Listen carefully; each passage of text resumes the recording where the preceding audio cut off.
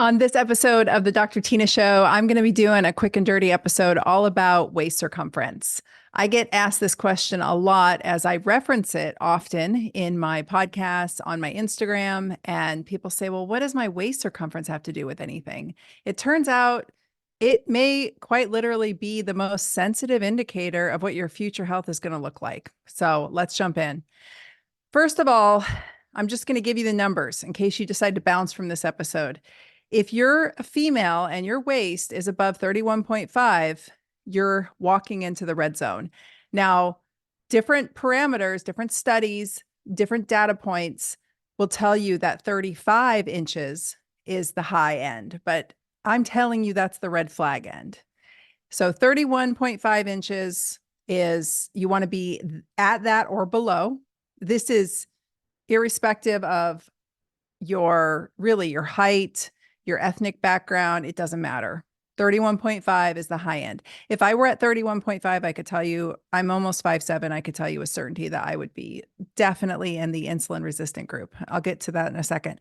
For men, it's 37 or below. If you are up at 40 or above, you are in the red zone. You're in the red flag zone. Another way to look at this is to do half of your height in any measurement you want. Inches, centimeters, doesn't matter.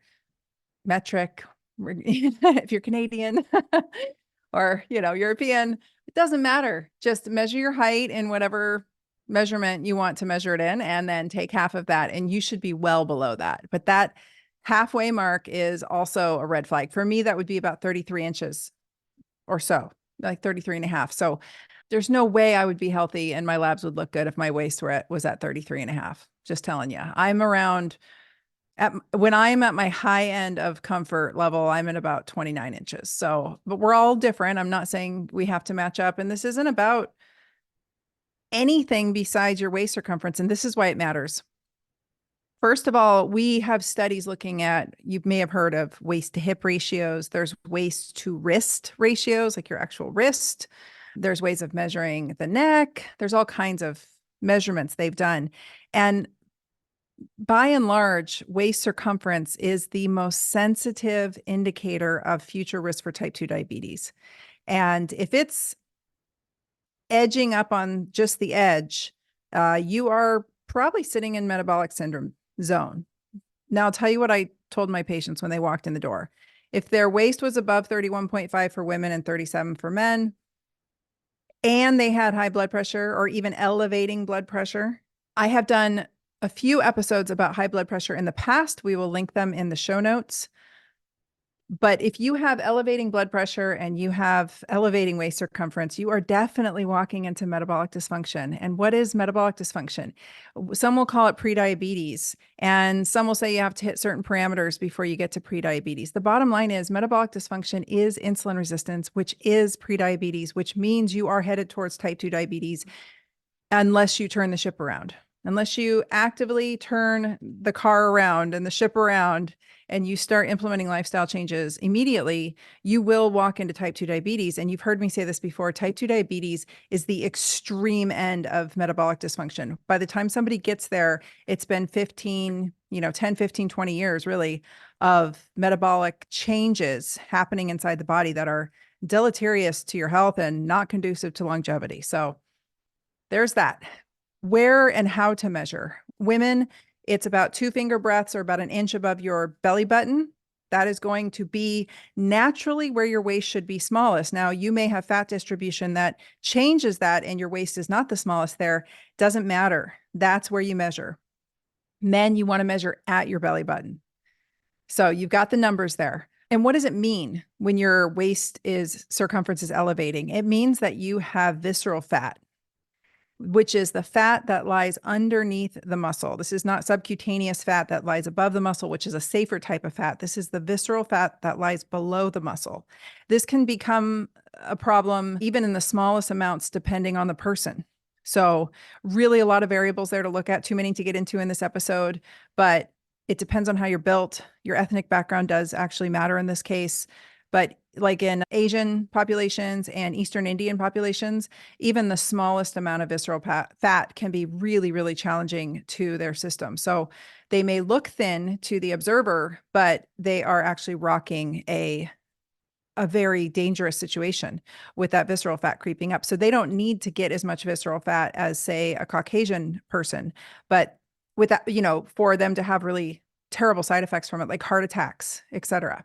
So we don't want visceral fat creeping up. And that's the inflammatory fat. That's the kind of fat that is responding to your insulin. It's responding to your inflammation in your body. It's driving your insulin. It's driving your inflammation. It turns into a really messy chicken and egg situation.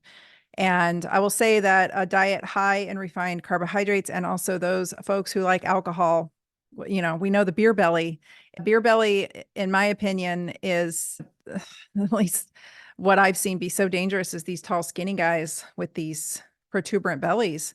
I mean, that's really some of the most dangerous belly fat around. And then especially if you've got upper belly. So if you start to have a protruding upper belly, you're definitely dealing with some insulin resistance. And I've got so many episodes on my whole platforms about this, you guys. So go back and listen to all my podcasts and we'll link the most important ones in the show notes. Just to give you some perspective, about 75% of US adults are either overweight or obese. And a large percentage of that is obese, morbidly obese. So it's not just that 75% are overweight.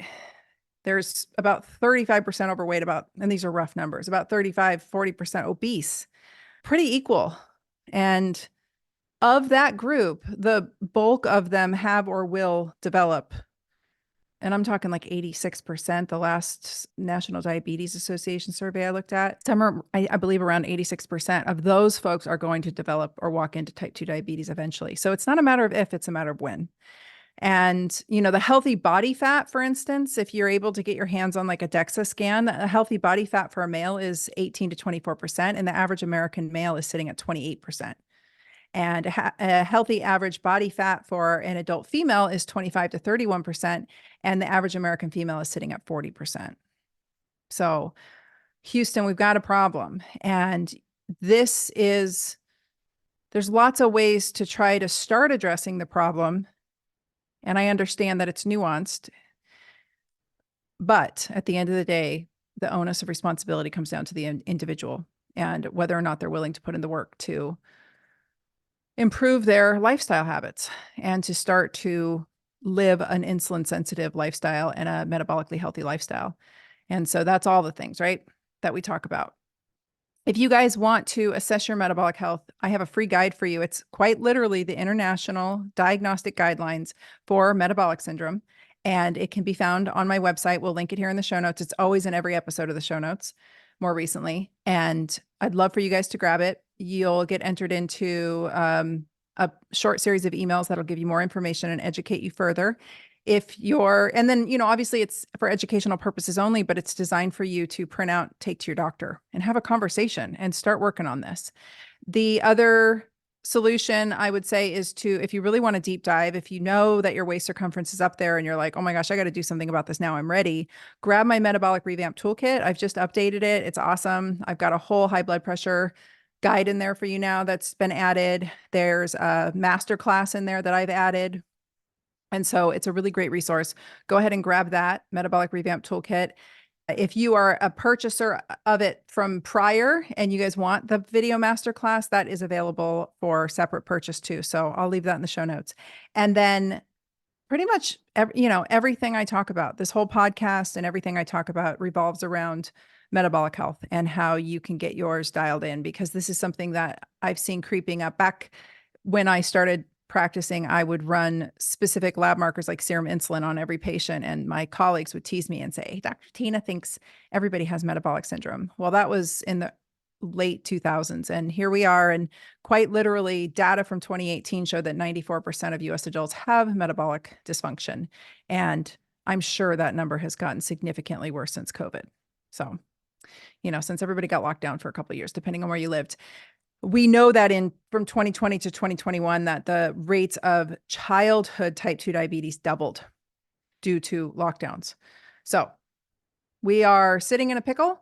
The long-term sequelae of metabolic dysfunction, type 2 diabetes, is cardiovascular disease. If the heart attack doesn't get you, the dementia will.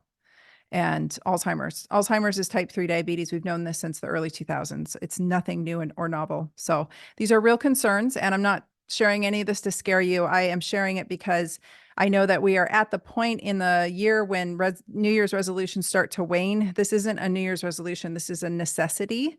And I highly encourage you all to take massive action now. And I am here to help you every step of the way. If you are interested in learning more about GLP-1 agonists such as Ozempic, Wegovy, and you've been either discussing this with your doctor and you're scared, or you've been just scared away by the media. I have no idea why the smear campaign on this is so strong, because so much of what you're hearing is ridiculous and not true, but a lot of people believe it. And if you are interested in really learning the facts about these, I have a whole series of podcasts on that. I will link the first episode 106, in the show notes. And then you can go from there. They're all in there. And then I have a free mini course all about GLP-1 agonists where I talk about the most frequently asked questions. And that can be found at drtyna.com/Ozempic done right. And I'm actually releasing a whole course that is going to be for practitioners and for the public at a high level to educate you about the comprehensive treatment protocols that need to happen for effective weight loss.